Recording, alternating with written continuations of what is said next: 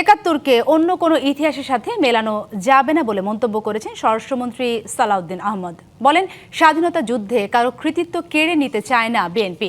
রাজধানী engineers institution মিলনায়তনে মহান স্বাধীনতা ও জাতীয় দিবস উপলক্ষে বিএনপি আয়োজিত আলোচনা সভায় তিনি এসব কথা বলেন। তিনি আরো বলেন, মেজর জিয়াউর রহমান যে প্রথম স্বাধীনতার ঘোষণা দিয়েছেন এটা দালিলিকভাবে প্রমাণিত। 1979, 1990 এবং তৎপরবর্তীতে ফ্যাসিবাদ বিরোধী আন্দোলন সংগ্রামে নেতৃত্ব দেওয়ার ইতিহাস 2024 সালে আমাদের নেতা জনাব তারেক রহমানের সক্রিয় নেতৃত্বে দেশনেত্রী বেগম খালেদা জিয়ার